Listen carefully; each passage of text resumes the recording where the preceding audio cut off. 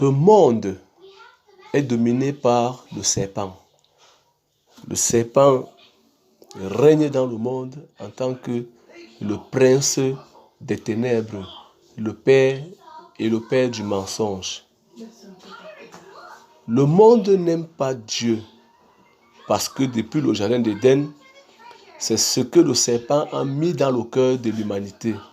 Ne pas aimer Dieu, ne pas écouter sa parole, ne pas recevoir sa parole, ne pas se prosterner devant Dieu, ne pas obéir à Dieu, critiquer tout ce que Dieu dit et tout ce que Dieu fait. Ok. Dieu s'est donné le nom de Jésus-Christ pour venir sur la terre afin de pardonner le péché d'Adam et Ève et pardonner le péché des hommes. Et le serpent est contre ce fait. C'est la raison pour laquelle il oppose les hommes à tout ce qui vient de Dieu. Il oppose les hommes à tout ce qui vient de Dieu. En réalité, dans le règne du serpent sur la terre et la manière dont il a séduit toute l'humanité, c'est que Dieu ne doit avoir aucune place sur cette terre. Lui, en tant que le Créateur, il doit être rejeté des hommes. Il doit être repoussé des hommes. Et ainsi de suite. C'est-à-dire que même si Dieu se donne quelle forme, quelle image, quelle beauté, quel beau nom, je ne sais pas, que l'humanité ne le considère pas comme étant Dieu. Ah oui, que l'humanité ne le considère pas comme étant Dieu. Parce qu'en fait, lui, le serpent, il s'est fait Dieu sur la terre.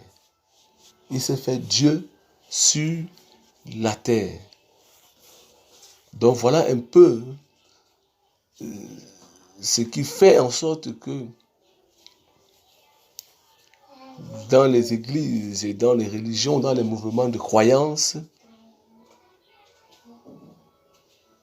les gens parlent de Dieu dans la prostitution, les gens parlent de Dieu dans le vol. On dit c'est Dieu qui a apporté toutes ces choses. On dit c'est Dieu qui a apporté le vol, c'est Dieu qui a apporté la rose croix, c'est Dieu qui a apporté la franc-maçonnerie. On dit dans le monde, c'est comme ça, on tient des langages, que c'est Dieu qui a apporté le maraboutage, le fétichisme. Mais les gens ne voient pas que, même l'homosexualité, les gens disent que c'est Dieu qui a apporté ça. Le lesbianisme, tout ça. Mais les gens ne voient pas que Dieu a haï Sodome et Gomorrhe à cause de toutes ces choses.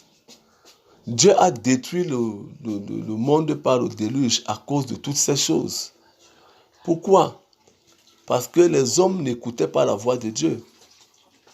Ils ne suivaient pas les voies de Dieu. Mais ils écoutaient la voix du serpent et ils suivaient les voies du serpent. C'est-à-dire que le penchant de leur cœur, ce que le serpent a mis dans leur cœur, les plaisirs, les convoitises, les désirs, les choses comme ça. Alors, ce qui fait que, c'est-à-dire que quand quelqu'un est attaché à l'une de ses passions, à l'un de ses plaisirs, et que tu lui apportes la parole de Dieu qui conteste le péché, parce que la vie des hommes, c'est la vie de péché. Tout de suite, ça devient un problème. On prend la parole de Dieu comme un facteur gênant, comme un facteur nuisible. En fait, ce n'est pas que c'est le Seigneur Jésus-Christ qui est le problème, mais c'est que les hommes s'opposent, le serpent oppose les hommes à la parole de Dieu. C'est-à-dire que ce soit Dieu lui-même qui vient, que ce soit l'un de ses envoyés, les hommes le serpent oppose les hommes à la parole de Dieu. Donc c'est un peu de ça qu'il s'agit. C'est pourquoi le livre de Matthieu chapitre 24, ici là, oui, la Bible dit que personne ne vous séduise, au verset 4, que personne ne vous séduise, que personne, prenez garde que personne ne vous séduise. Donc, le monde est sous l'emprise de la séduction. Le monde est sous l'emprise du séducteur.